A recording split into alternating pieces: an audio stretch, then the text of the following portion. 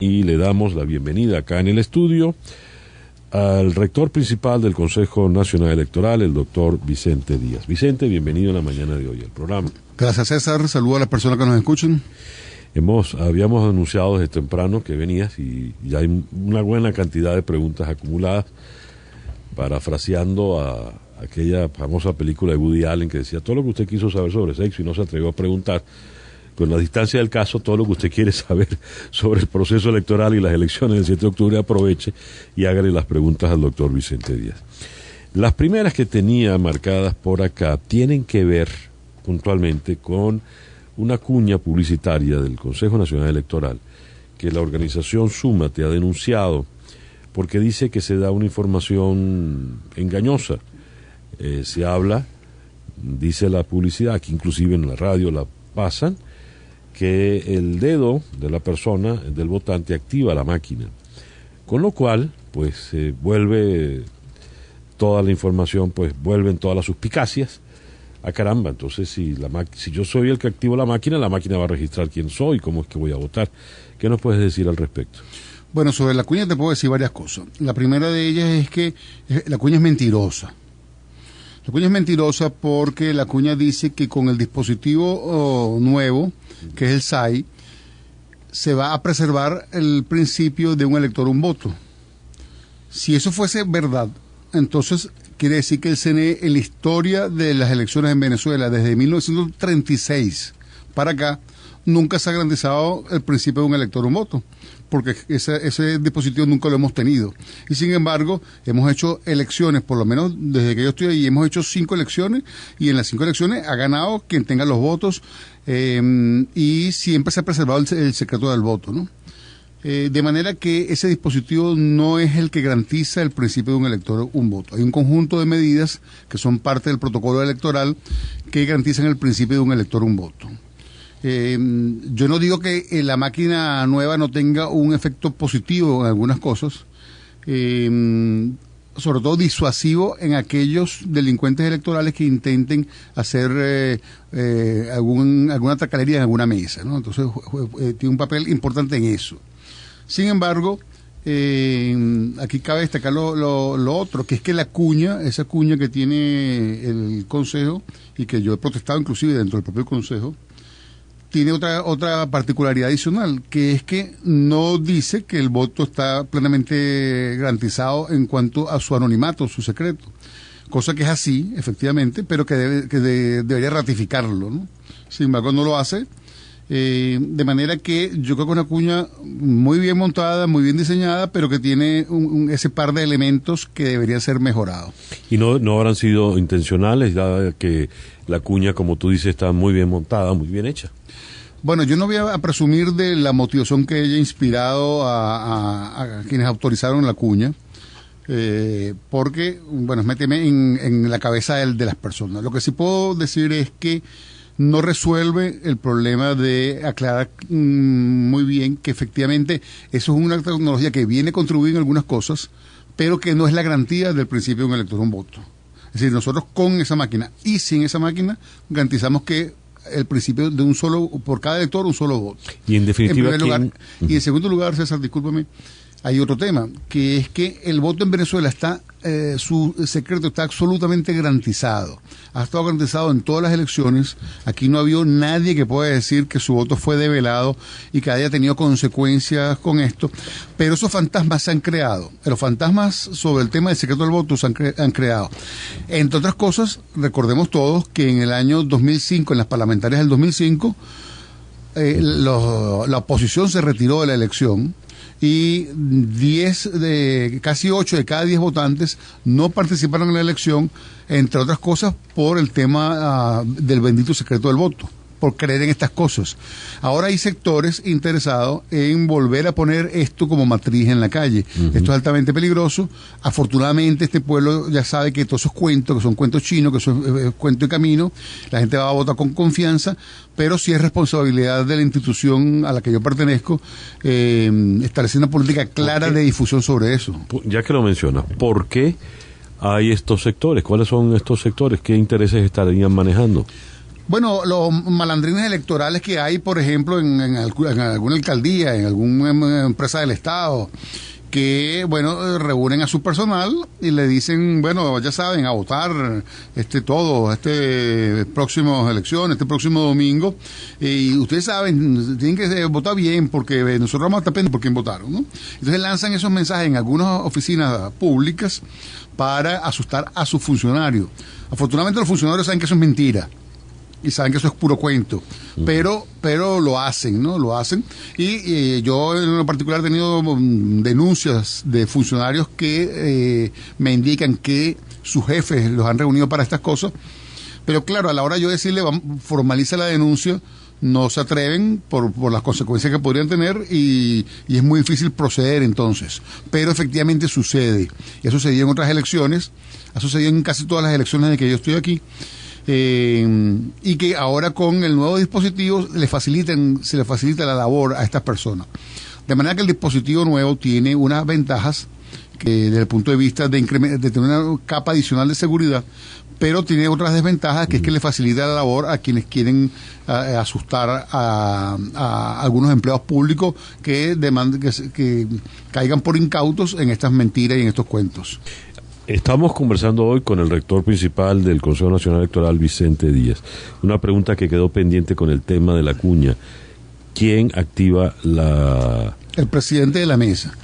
El presidente de la mesa... Es decir, la capahuella no activa nada. No, el procedimiento es el siguiente. Se presenta el elector a la mesa de votación, le entrega su cédula de identidad al presidente de la mesa, el presidente de la mesa se le entrega al operador de la máquina de votación, quien introduce el número de su cédula, verifica que efectivamente ese sea el elector, y luego el elector coloca su huella pulgar, su dedo pulgar, en el dispositivo lector, que ratifica que efectivamente esa cédula le corresponde a él, y entonces le informa al presidente de la mesa que efectivamente es la persona, y el presidente entonces activa con su dedo un botón que permite que una vez que el elector está parado frente a la máquina, se pueda votar. Acosta, Tito Acosta, con relación a la depuración del REP, dice: ¿qué pasa con los 3 millones de votos electrónicos donde votan hasta los Vengadores y los Superamigos? Dice tener pruebas este oyente. Bueno, si tiene pruebas que las presente. Me encantaría ver a alguien que tenga pruebas de 3 millones de personas que votan y que no existen. Puntualmente en el caso del REP. Eso no existe, para nada. Ahorita el registro electoral fue revisado y auditado por todos los partidos, se les entregaron a todos los ingenieros de todos los partidos el registro electoral. En el caso de los factores de oposición, hicieron un reclamo sobre 64.000 casos de distinta naturaleza. Esos casos estamos precisamente en la fase de revisión de esos casos y buena parte de ellos proceden, se están haciendo los correctivos, se les informará oportunamente el resultado de esto, y cuando se publique el registro electoral definitivo ya buena parte de esto estará corregido. Siempre hay un rezago, San Miguel, entre las personas que fallecen y su salida del registro electoral, porque, bueno, simplemente el registro de defunción en el país no está automatizado, ¿no? Y eso se hace a través de los registros civiles en las diferentes parroquias del país, y eso no está ni centralizado ni automatizado. Eso se va a hacer en el futuro próximo, pero siempre hay un rezago, pero es un rezago mínimo, de manera que allí la gente puede ir a votar con confianza, y con ese registro electoral que tenemos nosotros se hicieron las elecciones presidenciales que ganó el presidente. Un año después se hicieron las elecciones del referéndum de la reforma que perdió el presidente. El siguiente año se hicieron las elecciones regionales que quedaron prácticamente empatadas, donde el gobierno perdió las principales gobernaciones y alcaldías, pero ganó la mayor cantidad de estados. Inmediatamente después se hizo la reforma de la enmienda que ganó el gobierno, y después hubo las elecciones parlamentarias que en voto popular ganó la oposición, si no bien en escaño por la modificación que hubo de la ley electoral en el año 2009 por el Parlamento. Pero en todo caso, con ese registro electoral se ha ido a elecciones y ha ganado quien tenga los votos, y es el mismo registro electoral. Fíjate, sin embargo, hay una campaña insistente en este sentido. Son muchas no solo personas particulares, sino organizaciones. El Nacional mismo ha hecho varios foros como medio de comunicación, ha invitado a personas que han cuestionado esto. Un oyente de apellido Caldera insiste, ¿cómo confiar en el registro electoral actual? ¿Se han hecho auditorías? ¿Es verdad lo que menciona la oposición, que por una persona votan varias? Bueno, la oposición no menciona eso no es correcto. La oposición está representada en el Consejo Nacional Electoral por un equipo de dirigentes políticos y de técnicos de alta factura que han hecho algunos planteamientos, y esos planteamientos están contenidos en esto que te dije hace poco, de 64.000 casos. 64.000 casos de 19 millones de electores. Estamos hablando del 0,3% del registro electoral. En todas partes del mundo, un registro electoral que tenga alrededor del 2% de confiabilidad, de errores en el registro electoral, es un registro electoral de alta confianza. En este caso estamos hablando de un conjunto de reclamos que representan menos del 0,5% en primer lugar, y en segundo lugar se hizo en su periodo que tienen que hacerse. Por ejemplo, se habla de personas doble cedulado. Sí, hay algunas personas que están doble cedulado, pero también sabemos quiénes son, están identificados, y se toman previsiones para que puedan votar una sola vez. De todas maneras, con el dispositivo nuevo, bueno, si fuese verdad que hay electores fantasma, bueno, yo no sé dónde van a sacar las huellas fantasma. Ahora, con relación a las huellas, un oyente que se identifica como Dick Tracy, ¿quién garantiza que una huella no se cruce con varias cédulas y varios nombres? Bueno, porque va a haber un proceso de revisión exhaustiva de la base de datos centralizadas de huellas dactilares. Hay una nueva auditoría que se incorpora al protocolo de garantías electorales. Esa es una auditoría de las huellas digitales, donde uno de los módulos es el de control de duplicidad. El sistema tiene un módulo de control de duplicidad, y eso garantiza que haya una sola huella asociada con un solo número de cédula, de manera que eso es absolutamente imposible. Y eso va a ser auditado por ingenieros de alta factura, profesores de informática de las mejores universidades del país, que van a participar en eso de manera exhaustiva, y van a firmar digitalmente todo esto, y lo van a certificar, de manera que no hay ninguna forma de que eso suceda. Una de las observaciones recurrentes, de las críticas recurrentes, tiene que ver con el crecimiento del registro electoral versus el crecimiento de la población. Si la población ha crecido muy poco, no tengo de memoria los porcentajes, ¿cómo se explica que el registro electoral lo haya quintuplicado? Bueno, te lo voy a poner de esta manera. ¿Y qué pasa cuando el registro electoral disminuye? Quiere decir que la población disminuye. Por ejemplo, en los años 60, la cobertura del registro electoral estaba alrededor del 88%. La población siguió creciendo, y sin embargo la cobertura del registro electoral terminó en 75%. Es decir, el registro electoral fue disminuyendo y la población fue aumentando. ¿Significa esto que había menos población? No, significa simplemente que el esfuerzo de registrar gente era menor. Si tú no le llevas a una persona,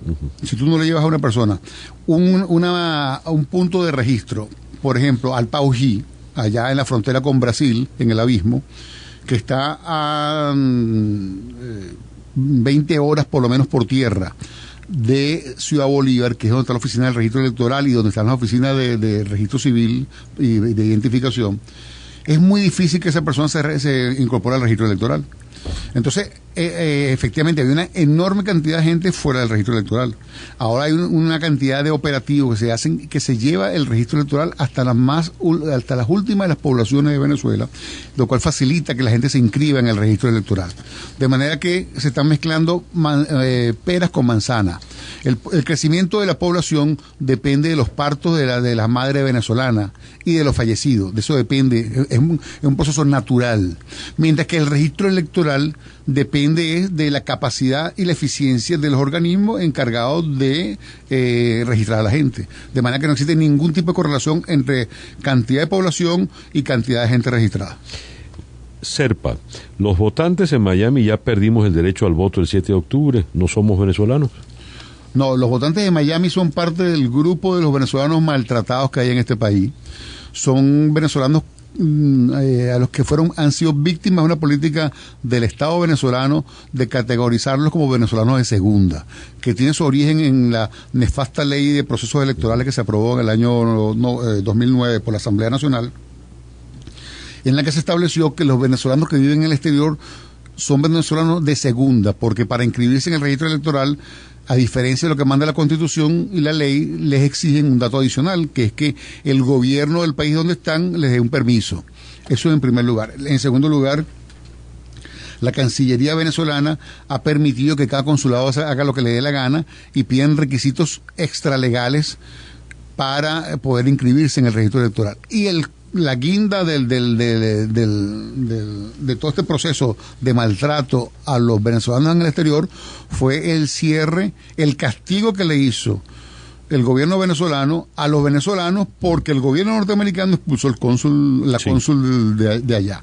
Entonces la decisión del gobierno venezolano de cerrar el consulado terminó generando que los venezolanos allá no pudiesen inscribirse en el registro electoral, y en este momento estamos en plena revisión en el Consejo. Yo lo he propuesto, está incorporado a la agenda del Consejo, la apertura del centro de votación allá. Así lo propuse en febrero. En febrero se conversó y se discutió esto, y se dijo que había que garantizar el voto de estos venezolanos como se garantiza el voto en el más recóndito lugar de Venezuela.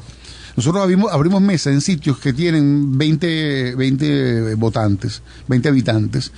¿Cómo no lo vamos a abrir en un sitio donde hay decenas de miles de venezolanos?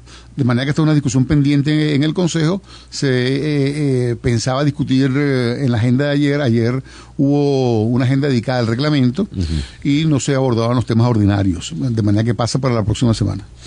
Hay muchas preguntas con el tema del REP y las captahuellas. Obel Mejías, si me captan la huella y paso a votar, mi huella es secreta también, esa correlación también está protegida. Claro, porque es que aquí es importante aclarar lo siguiente. Las máquinas hacen, César, lo que el ser humano les diga que hagan. Las máquinas no hacen nada diferente a las instrucciones que le da los seres humanos. De manera que una computadora puede servir para escuchar música, para tomar fotos o para trabajar una hoja de cálculo. Depende de las instrucciones que le den los seres humanos. Las instrucciones que tiene la máquina de votación son instrucciones de registro del voto, del registro del voto. Allí no hay instrucciones, no hay forma de que la máquina asocie voto con votante, no hay campo en el registro del voto donde puedan colocar algún dato del votante. Eso, cada uno son bases de datos independientes, cerradas, certificadas, que no tienen comunicación la una con la otra, ordenadas al azar, puestas a cero, todas en función de secuencia. Todo el mundo aparece votando a la misma hora, no importa si votaste a las 6 de la mañana o a las 4 de la tarde, de manera que no haya posibilidad de construir secuencias de voto. Y todo ese software diseñado de esta manera, que es el mismo software como hemos votado hasta ahora siempre, ese software luego se revisa con los técnicos de todos los partidos, voto línea por línea y código por código. De manera que todo el mundo sepa que la máquina va a hacer exactamente las instrucciones que se le han dado. Y luego que eso se revise, se certifica, entonces se cierra, ¿no? Literalmente se mete en una caja fuerte digital donde hay 4 llaves digitales en forma de 4 passwords, que para que funcionen se tienen que meter los 4 passwords, las 4 llaves en esa cerradura digital para poder abrir la máquina y modificar el software. Y cada una de estas llaves digitales la tienen una el CNE, otra el aliado tecnológico del CNE, otra los partidos de oposición y otra los partidos del chavismo. Y cada quien selecciona su llave. De manera que modificar el software de la máquina necesita que participen todo el mundo en ese proceso. Y ese software está diseñado para garantizar que no existe ninguna relación de ningún tipo entre voto y votante. Para que tenga una idea la gente, en Brasil, que es la democracia más grande de Latinoamérica, se vota de la misma manera como vamos a votar en Venezuela desde el año 96. Es decir, el elector se identifica en un dispositivo que activa la máquina de votación. En Brasil se vota automatizado. Y en la historia de Brasil jamás ha habido ni un solo caso de denuncias de correlación entre votantes y votos. Y eso no va a pasar en Venezuela. Aquí el secreto del voto está perfectamente garantizado. Esa es la razón por la cual todo el mundo participa en la elección, inclusive personas que han sido profundamente críticas del proceso electoral en Venezuela y que ahora participan como candidatos en las elecciones, inclusive han ganado elecciones con el sistema de votación, lo hacen porque saben que no hay forma de que se devele el secreto del voto en Venezuela. Bien. Los minutos están avanzando, pero fíjate la cantidad de preguntas que tengo, Vicente. Tengo acá muchos que tienen que ver con el tema de la huella.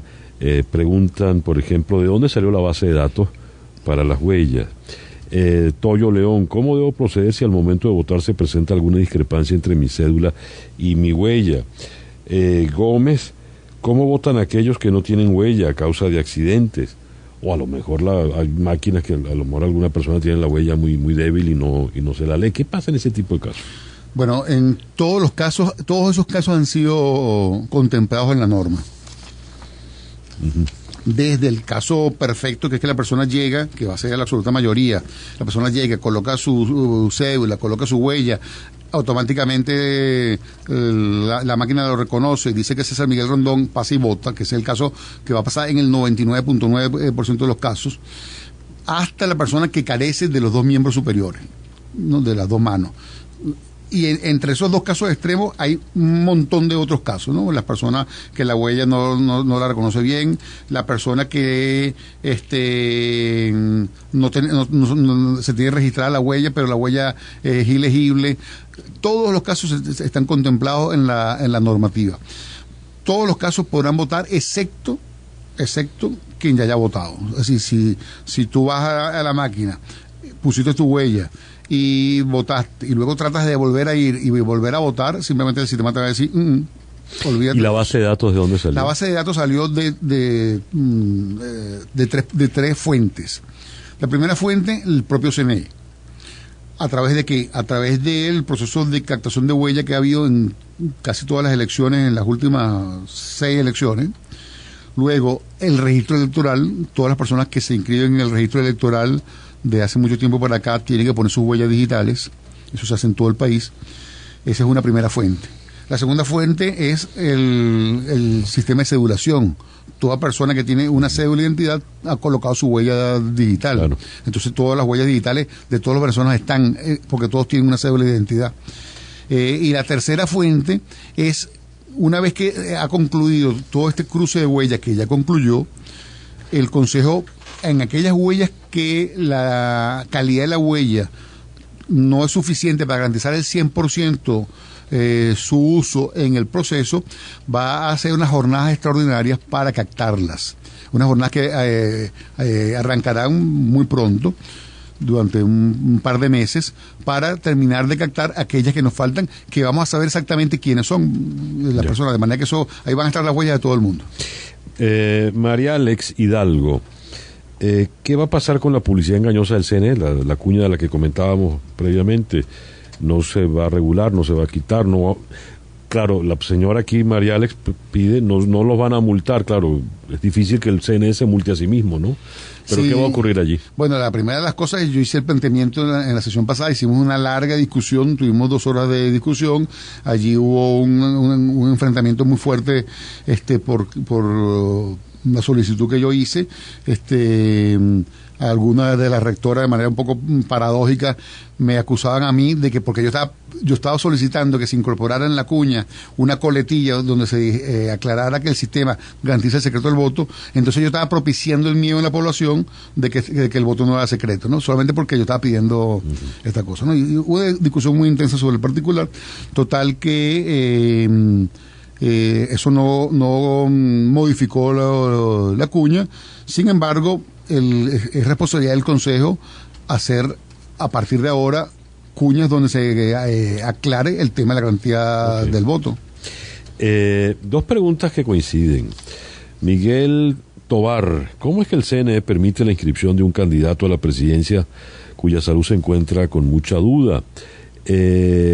Tito Acosta, ¿por qué el CNE no pide una certificación de salud donde garantice que los candidatos estén en condiciones de ejercer su futuro cargo? Porque el CNE no pide nada que no esté en la Constitución y en la ley. O sea, el CNE no tiene la competencia ni la facultad de agregar requisitos para la inscripción. Acordémonos todos que aquí estamos hablando de derechos humanos. Aquí el sufragio es un derecho humano. Y el sufragio tiene dos caras, el sufragio activo y el sufragio pasivo. El sufragio activo es cuando yo voy a votar. El sufragio pasivo es cuando yo me lanzo para que alguien vote por mí. En este caso, los candidatos están ejerciendo el derecho político, el derecho humano, al sufragio pasivo.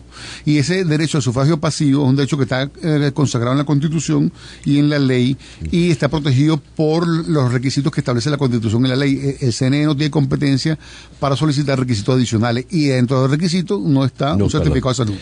Un oyente que se identifica como Pavlonsky. Doctor Díaz, ¿es cierto que usted se jubila en agosto?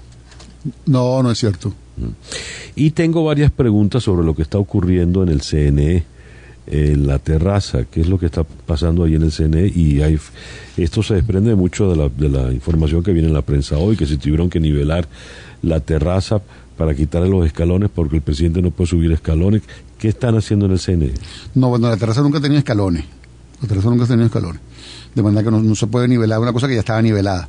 Allí se está poniendo una carpa para que los candidatos que van a formalizar su postulación se inscriban allí en esa mezanina, donde se están habilitando sillas para que los acompañantes, que cada uno va a llevar a sus acompañantes, puedan estar sentados mientras se hace el acto protocolar de hacer la recepción de la postulación de los candidatos. Esto usualmente se hacía en el auditorio del Consejo Nacional Electoral, en el primer piso.